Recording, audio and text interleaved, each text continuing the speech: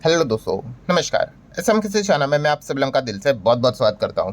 दोस्तों, आज के दिन की अगर बात करें तो यस, हर किसी का फोकस था कि मार्केट कैसा चलेगा। ठीक है, थोड़ा सा अंदाजा तो था कि आज के दिन लाल निशान थोड़ा ज़्यादा हावी रहेगा ओवर द ग्रीन, और कुछ वैसा ही देखने को मिल गया। सेंसेक्स की बात करें तो 500 पॉइंट के आसपास की गिरावट देखने को मिली है। निफ्टी 50 की बात कर ले तो 0.5%, 150 पॉइंट के आसपास की गिरावट देखने को मिली है। बट इंपॉर्टेंट चीज़ कौन सी थी, तो आप सभी लोगों को यहाँ पे बताइए कि मार्केट की ओपनिंग कैसे होगी। ओपनिंग आप यहाँ पे देख सकते हैं दोस्तों, गैप डाउन हम लोग को देखने को मिला। इसी के चांसेस बहुत ज़्यादा थे, बट फिर भी जैसे कि मैंने आप लोगों को कहा था कि कुछ इंडिकेटर्स हम लोग को देखने हैं मार्केट ओपन होने से पहले। ठीक है, वो सारी चीज़ें इस वीडियो में यहाँ पे कवर होने वाली है। आप देख सकते हो ओपनिंग गैप डाउन देखने को मिल गया, फिर उसके बाद और ज़बरदस्त गिरा था। तो शुरुआत के ऐसे आधे घंटे में ऐसा लगा था कि शायद से कुछ बड़ी गिरावट हो सकती है, बिकॉज मार्केट लगभग 288 पॉइंट डाउन चला गया था। ठीक है, फिर उसके बाद कुछ रिकवरी यहाँ पे देखने को यहाँ पे मिल गई। ठीक है, तो ये और सिनेरियो देखने को यहाँ पे मिला था। तो जैसे आपको बताया मैंने यहाँ पे कि ओपनिंग एक बहुत ही इंपॉर्टेंट रोल यहाँ पे प्ले करने वाली थी, एंड इसको लेकर जैसे आपको बताइए कि एस्टिमेशन, एक अंदाज़ा हम लोग क्रिएट करने की कोशिश यहाँ पे कर रहे थे। इस वीडियो की बात कर ले दोस्तों, तो कुल मिला के 3 पॉइंट्स को हम लोग कवर करेंगे। कौन सा? पहले तो आज के दिन का जो बाजार था उसको तो हम लोग ज़रूर देखेंगे। देन उसी के साथ साथ सबसे इंपॉर्टेंट चीज़, वॉर को लेकर क्या डेवलपमेंट्स है, कौन सी गुड न्यूज़ आप कह सकते हो, हिंट कह सकते हो, होप कह सकते हो, जो आई हुई है उसको कवर करेंगे। क्रूड को भी कवर करेंगे। And third most important point कि आगे क्या होगा, व्हाट नेक्स्ट, क्या ये चीज़ खत्म हो चुकी है, क्या टेंशन खत्म, वॉर खत्म। तो ये सारी चीज़ें इसी एक वीडियो में आप लोगों को स्टेप बाय स्टेप मिलने वाली है। तो let's start with the point number 1। Point number 1 जैसे आपको यहाँ पे बताया था कि मार्केट खुलने से पहले हम लोग बहुत सारे पैरामीटर्स को देखने थे, मार्केट चलते वक्त भी बहुत सारे पैरामीटर्स को हम लोग देखने वाले थे। तो इससे हम लोग को काफ़ी कुछ आइडिया यहाँ पे मिलता था। तो सबसे पहले जापान का बाजार हमने देखा था। तो जापान का बाजार आप देख सकते हो लाल निशान में ही रहा, और इसका पैटर्न भी हमारे मार्केट जैसे ही रहा, मतलब गैप डाउन। ठीक है, ओपनिंग, फिर उसके बाद आप देख सकते हो धीमे धीमे करके रिकवरी हम लोग को देखने को मिली थी। देन बात करेंगे one of the most important component जो कि हमें मार्केट से पहले देखना था, वो था क्रूड ऑयल। क्रूड में आप देख सकते हो दोस्तों कोई बड़ी गिरावट देखने को नहीं मिली। ठीक है, ऑलरेडी क्रूड हायर लेवल पे चल रहा है, 77 के ऊपर यहाँ पे चल रहा है। बट स्टिल हम यहाँ पे कह सकते हैं जो जंप है वो एकदम नॉमिनल ही जंप हम लोग को देखने को यहाँ पे मिली है। इसके ऊपर भी हम लोग थोड़ी देर बाद यहाँ पे जरूर आएंगे। ये क्रूड को देखकर, जापान के बाजार को देखकर, ठीक है, एंड गिफ्ट निफ्टी की अगर बात कर ले, इसको देखकर, ठीक है, गिफ्ट निफ्टी तो 25,000 के नीचे देखने को मिला था। तो इसको देखकर एक हिंट यहाँ पे लग चुका था क्या भाई, आज के दिन बाजार में मतलब हम लोग को गिरावट के साथ शुरुआत होती हुई जरूर देखने को मिलेगी, बट बहुत बड़ा अगर कोई क्रैश की बात करे उसके चांसेस कम है। ठीक है, ये सारी चीज़ें हम लोग को मतलब पहले से ही हिंट आया था। ठीक है, इसलिए मैंने आपको कहा था कि ये कल का आप चाहो तो मेरा आखिरी वाला वीडियो देख सकते हो। ये कुछ पॉइंट से हमें थोड़ा बहुत अंदाजा यहाँ पे आया था कि चलो बाजार में क्या रहेगा, यहाँ पे लाल निशान तो हम लोग को जरूर देखने को यहाँ पे मिल जाएगा। बट ये एकदम बहुत मैसिव गिरावट 500, 600, 700, तो ऐसा कुछ यहाँ पे होगा नहीं। ये कुछ इनिशियल जो इंडिकेटर्स थे उन्होंने हम लोगों को मार्केट खुलने से पहले ही ये एक अंदाजा यहाँ पे दिखा दिया था। देन अगर हम लोग यहाँ पे बात करें दोस्तों, तो अमेरिकन मार्केट का फ्यूचर हम लोग देख रहे थे। अभी तो ये थोड़ा रिकवर हो गया है, बट स्टिल ये भी वैसे ही था, गैप डाउन ओपन। देन उसके बाद रिकवरी देखने को मिली। नैस्डैक फ्यूचर की भी बात कर ले, उसका भी सेम सिनेरियो, गैप डाउन, लाल निशान, फिर उसके बाद रिकवरी हम लोग को देखने को यहाँ पे मिल गई। एंड यूरोप के बाजार भी अगर हम लोग देखेंगे तो डैक्स की बात कर ले, सेम पैटर्न, गैप डाउन फिर रिकवरी। देन उसके बाद फुटसी की बात कर ले, नीचे से फिर उसके बाद हम लोग को जाते हुए देख रिकवरी हो गई। देन फ्रांस के बाजार की बात करें, नीचे फिर रिकवरी। ठीक है, मतलब यूरो स्टॉक्स की भी अगर बात कर ले, सेम पैटर्न आपको देखने को मिल रहा है। मतलब क्या हो गया, हमारा बाजार भी कुछ वैसा ही चला कि जैसे आपको बताया ना, हमारा मार्केट में भी 2 पार्ट्स में यूजुअली चीज़ों को डिवाइड किया जाता है।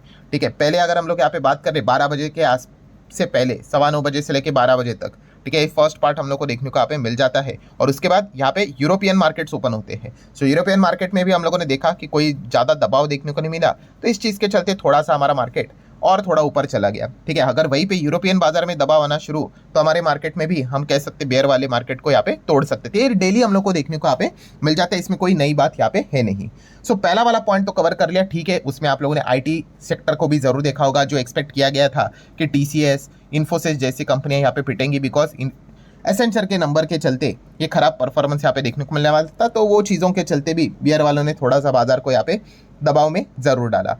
देन दोस्तों सेकंड पॉइंट की बात कर रहे हैं, one of the most important चीज़ कौन सी, वॉर, इजराइल ईरान वॉर की अगर हम लोग यहाँ पे बात कर ले, तो इसको लेकर गुड न्यूज़ बोल सकते हो या फिर एक होप बोल सकते हो। गुड न्यूज़ मत बोलना, होप आप चाहो तो यहाँ पे कह सकते हो। किस चीज़ को लेकर, वॉर को लेकर, मतलब क्या ऐसा क्या हो गया।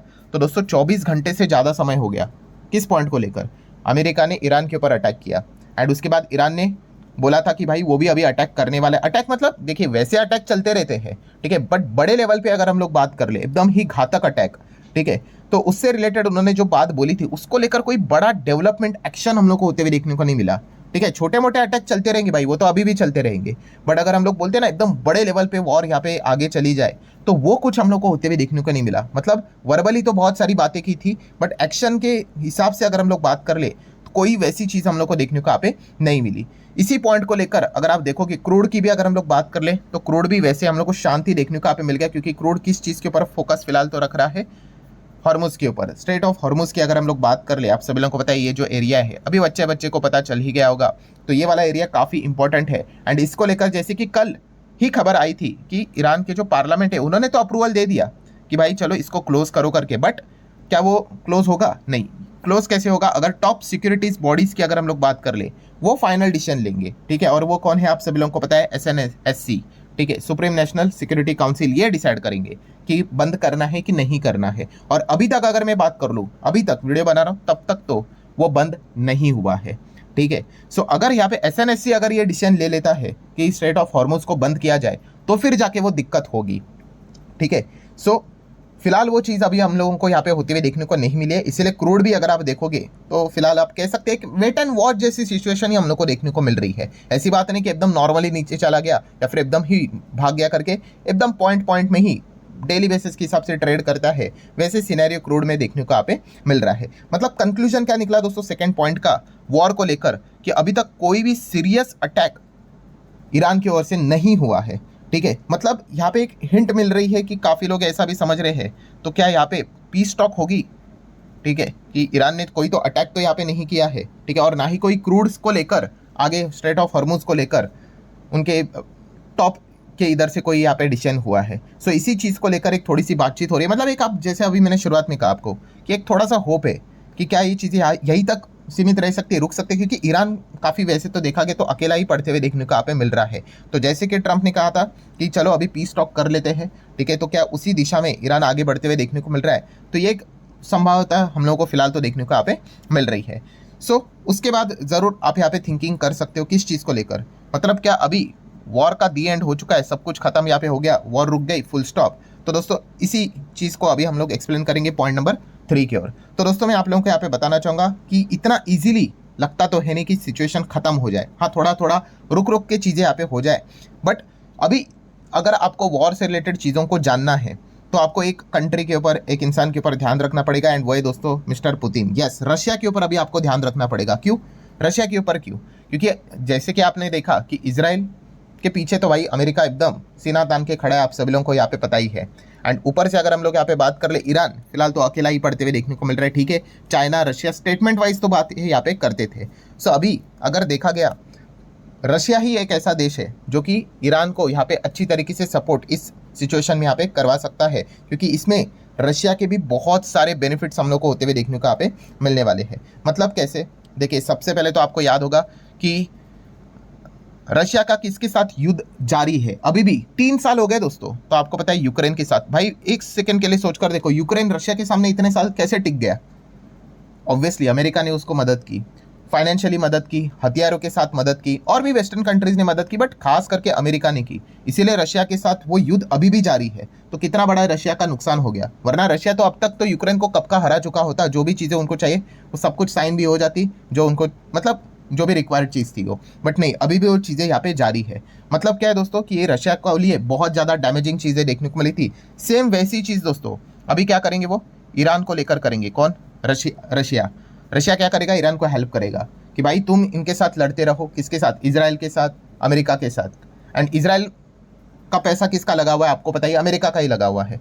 तो इस चीज़ को लेकर मतलब क्या है दोस्तों कि रशिया यहाँ पे कोशिश करेगा कि ईरान आगे यहाँ पे लड़ता रहे। और सबसे बड़ा सेकंड जो बेनिफिट यहाँ पे होगा रशिया को, कि आपको बताइए मिडल ईस्ट में अगर डिस्टर्बेंस रहेगा, और रशिया तो चाहेगा स्ट्रेट ऑफ हॉर्मुज यहाँ पे क्लोज यहाँ पे हो जाए, वहाँ पे डिस्टर्बेंस रह जाए, क्योंकि वहाँ पे अगर डिस्टर्बेंस हो गया तो आपको बताइए कि इंडिया, चाइना क्या करेंगे, रशिया के साथ अपना जो ऑयल कॉन्ट्रैक्ट है वो और भी बढ़ा सकते हैं, ठीक है। तो हम बेसिकली कह सकते हैं दोस्तों कि अगर आप ये सोच रहे हो कि ये वॉर यहाँ पे रुक गई या फिर यहाँ से आगे क्या होगा, ठीक है, तो इसके लिए अभी आपको थोड़ा रशिया के ऊपर ही ध्यान रखना पड़ेगा, क्योंकि रशिया ही पीछे से अभी ईरान को डायरेक्टली इनडायरेक्टली सपोर्ट करेगा और आगे की चीज़ें हम लोग को देखने को यहाँ पे मिलने वाली। चाइना तो इतना एग्रेसिवली फिलहाल तो देखने को नहीं मिल रहा है, चाइना बैकफुट पे ही है। एंड चाइना की भी रिक्वायरमेंट ऑयल की, ठीक है, चाइना तो हमसे भी ज़्यादा ऑयल डिपेंडेंट यहाँ पे रहता है, जो कि उधर से ही आता है। स्ट्रेट ऑफ हॉर्मुज की बात कर ले तो वहाँ पे अगर कुछ हो गया तो इंडिया के साथ साथ भाई चाइना की भी बैंड बजेगी।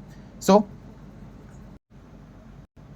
आपको क्या करना है, अभी रशिया के ऊपर ध्यान रखना है कि इससे लेकर क्या अपडेट निकल कर आता है। हालांकि ट्रंप ने तो वार्निंग दी है कि रशिया और चाइना अब इसके बीच में यहाँ पे ना पड़े, वॉर को और बढ़ावा ना दे, क्योंकि हमें तो सेफ्टी चाहिए थी। न्यूक्लियर उनके पास नहीं होना चाहिए था, इसलिए हम लोगों ने न्यूक्लियर को तबाह करने के लिए अटैक यहाँ पे किया है, ठीक है। सो आप इसको बढ़ावा ना दो, ये तो ट्रंप ने वार्निंग देके यहाँ पे रखी हुई है। एंड उन्होंने ये भी कहा है कि अगर रिटेलिएट करता है ईरान, फिर बहुत बड़े लेवल पे उनके ऊपर हम फिर अटैक यहाँ पे करेंगे, ठीक है। तो ये सारी चीज़ें हम लोग को देखने को मिले। मतलब what's the final conclusion? So final conclusion दोस्तों यही है कि अगर आप ये सोच रहे हो कि ये वॉर यहाँ पे मतलब दी एंड हो चुका है, तो अभी ऐसी बात कोई नहीं है, ठीक है। दी एंड हुआ है नहीं हुआ है या आने वाले और ये 24 से 48 घंटे में यहाँ पे पता चलेगा। बट मार्केट के हिसाब से अगर बात कर ले दोस्तों तो क्या चल रहा है? यस, अनसर्टेनिटी ही चल रही है। ये एक लटकती हुई तलवार है, ये गिरेगी, रुकेगी, कितने फोर्स से गिरेगी, चलेगी, किसी को भी नहीं पता है, ठीक है। और जब भी कोई इससे रिलेटेड कोई बड़ी खबर अगर आएगी, ठीक है, तो आपको मार्केट में बड़ा रिएक्शन देखने को यहाँ पे मिल सकता है। फिलहाल अगर वॉर को लेकर अगर हम बात कर ले, दो बड़े रिएक्शन कौन से देखने को मिले थे? पहला, जब इजराइल ने ईरान के न्यूक्लियर साइट पे अटैक किया था तब क्रूड 8% भागा था, ठीक है। एंड सेकंड, अगर बड़ा डेवलपमेंट वॉर को लेकर अगर बात कर ले तो अमेरिका ने एकदम सरप्राइजिंगली ईरान के न्यूक्लियर साइट के ऊपर अटैक किया। ये दूसरा सरप्राइज देखने को मिला था। अभी तीसरा सरप्राइज कहाँ से आएगा वो देखने वाली बात है। लगता तो नहीं है कि इजराइल एंड अमेरिका की ओर से कुछ चीज़ें होंगी, अगर अभी कुछ होंगी तो वो ईरान की ओर से ही होगी। एंड उसके पीछे आपको पता है कौन रहेगा? रशिया। तो रशिया के ऊपर आप लोगों ने यहाँ पे ध्यान रखना चाहिए, वहीं से कुछ आउटकम हम लोग को देखने को यहाँ पे मिल सकता है। एंड इन सभी चीज़ों को अगर आपको अच्छी तरीके से जानना है तो एक ही पैरामीटर काफ़ी है, एंड वो है कौन सा? Yes, crude oil. Crude oil के ऊपर ध्यान रखो भाई। क्रूड एकदम शूट कर गया मतलब समझ लो कुछ तो डेवलपमेंट यहाँ पे हुआ है, या फिर सिमिलर भी अगर एकदम से ही नीचे गिर गया तो भी समझ लेना कुछ तो पॉजिटिव डेवलपमेंट हुआ है वॉर को लेकर। सो फिलहाल तो इसी अनसर्टेनिटी के साथ हर कोई डील कर रहा है। तो आशा करता हूं दोस्तों जितना इंपॉर्टेंट पॉइंट था वो सारे मैंने आप लोगों के सामने यहाँ पे रख दिए हैं। वीडियो हेल्पफुल लगा होगा, चाहो तो लाइक एंड शेयर कर सकते हो। मिलते हैं अगले वीडियो में, तब तक के लिए बाय बाय।